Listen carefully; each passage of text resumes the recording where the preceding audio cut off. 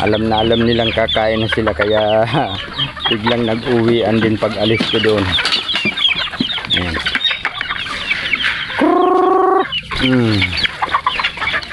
Dami nila oh. Nung dumating ako dito, ayan yata ay ano lang, ilang piraso lang to.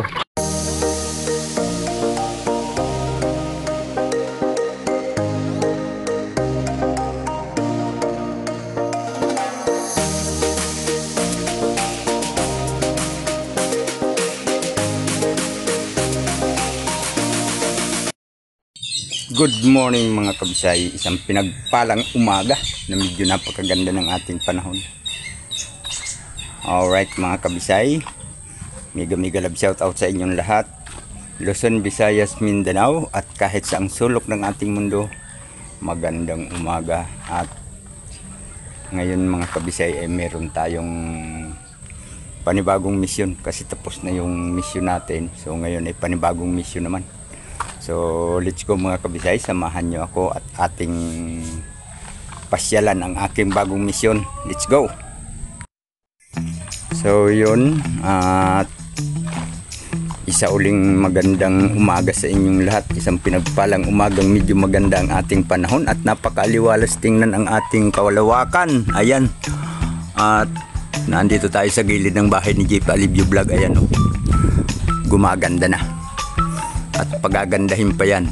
Tatanggalin kasi itong mga kabisay para makita na yung itsura niya. So sa ngayon, ito naman ang bago kong mission mga kabisay. Binalikan ko yung dati kong nilinis na naudlot. Dahil siyempre nagkaroon tayo ng mission kay Papa Eds. At sa ngayon ay akin naman babalikan para tuluyan ng trabahuhin. Habang wala pa kaming ginagawa kasi wala si Kier, wala rin si Abdul, so wala akong makakatulong, kaya dito muna ako gagawa.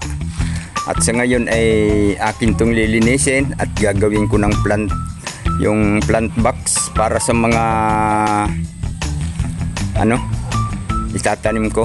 So dito mga kabisay, ang bala ko dito ay pitsay ang itatanim ko. At siguro yung bandang yan ay talong. At dito meron akong naipunlang talong mga kabisay. Kaya lang mga 3 weeks pa to bago mailipat. Dahil kapupunla ko lang kanina. Ito. Ayan. Kapupunla ko pa lang. Kung makikita nyo mayroong mga butil na kulay blue. Ang talong yan. Yung talong nga lang na ginamit ko ngayon mga kabisay ay Calixto F1. Kasi wala akong makita dito ng Fortuner F1.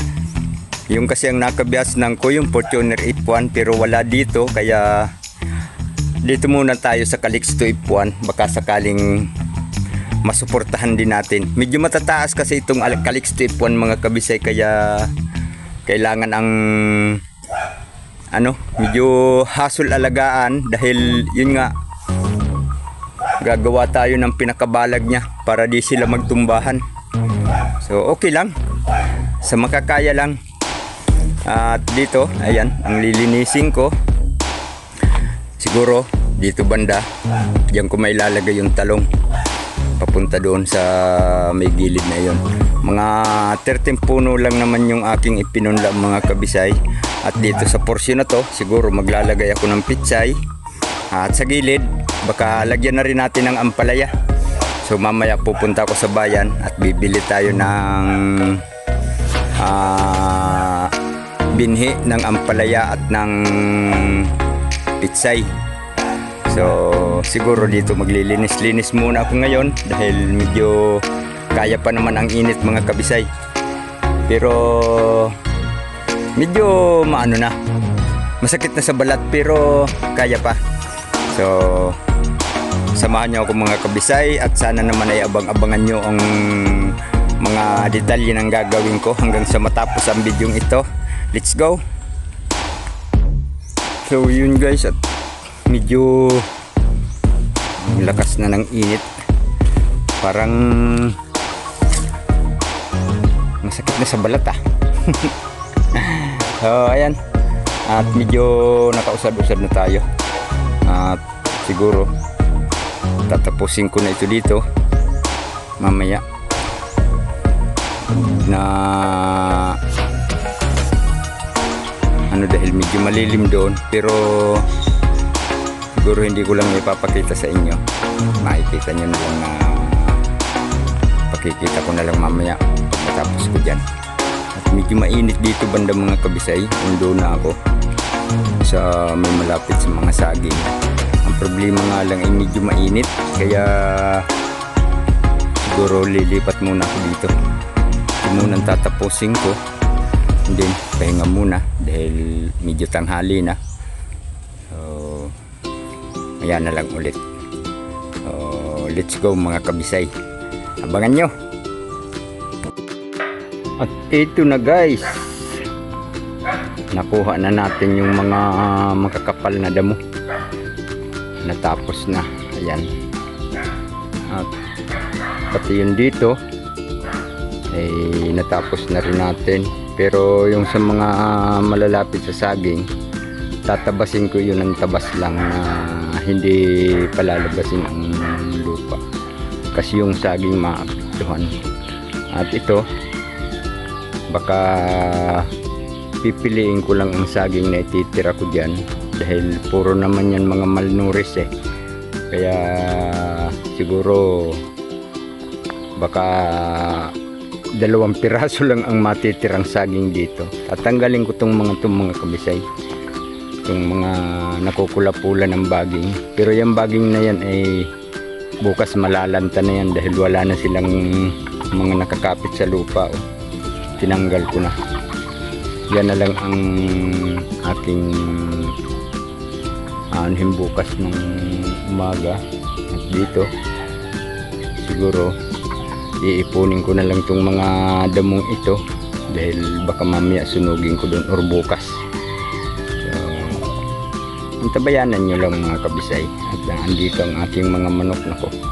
Perwisyo yata itong aking mga manok dito sa paghahalaman ko Mapakain na nga muna mga kabisay. Let's go. Pakainin ko muna tong aking mga alaga at naan dito kung saan ako naan, doon din sila Ayun.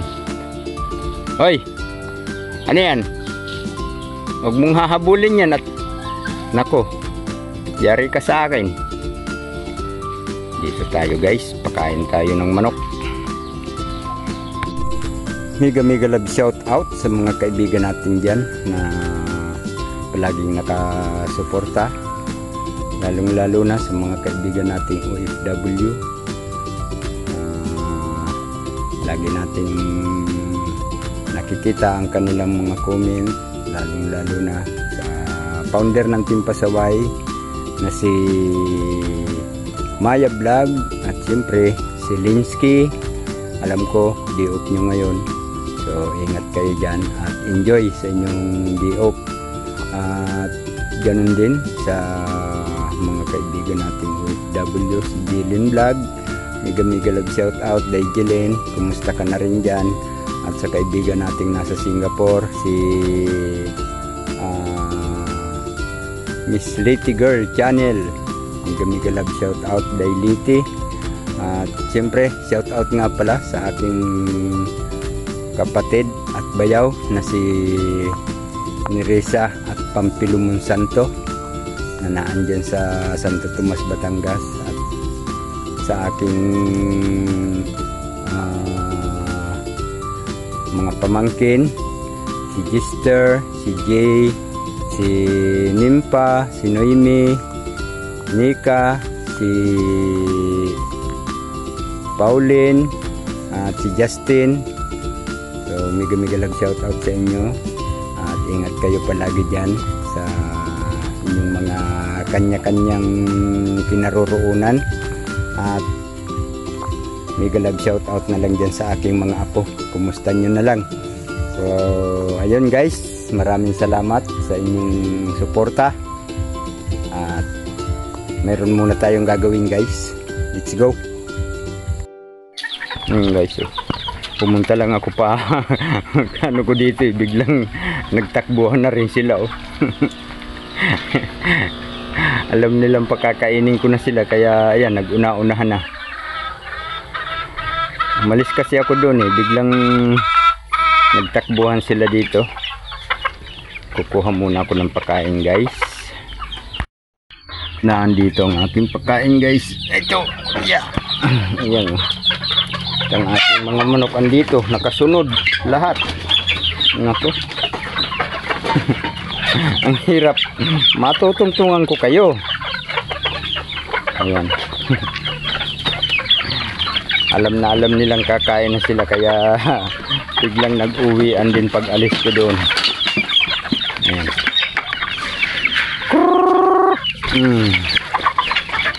Dami nila oh. Nung dumating ako dito, ayan yata ay ano lang, ilang piraso lang to. Itong mga maliliit na to, bago lang to. At meron pa akong maliliit doon, nandun sa may kulungan. Ayan sila guys oh. Ang ganda pagmasdan, ang dami nila. Yan ay nakalaan sa mga magiging bisita dito. Pero hindi lahat yan, dahil meron diyang mga uy, naku, patay. Meron pa pala akong isang pakakainin dito, baka makalimutan, kawawa naman. Ayan, nakatali kasi siya eh.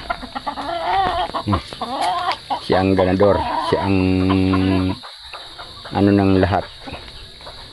Sila ang founder nito. Sila ang nagpasimula. Ngayon ay ayan na. Nung pagdating ko dito guys, ito pa lang. Tsaka yung isang may sisiw doon. At itong mga to, yung may mga puti na yan, yung itim, mga anak na yan. Ang anak nito ay ito namang mga pula. Yan. Anak noong naglilimlim na yun, pero parang hindi yata masisisiw yung itlog niya dahil puro kumakalog. Ayun guys, at dito naman tayo sa dalawang inahin na parehong may sisiw, nakakulong sila. Ayun yung isang puti, at andito yung isang itim. Ayan. Malalaglag kayo.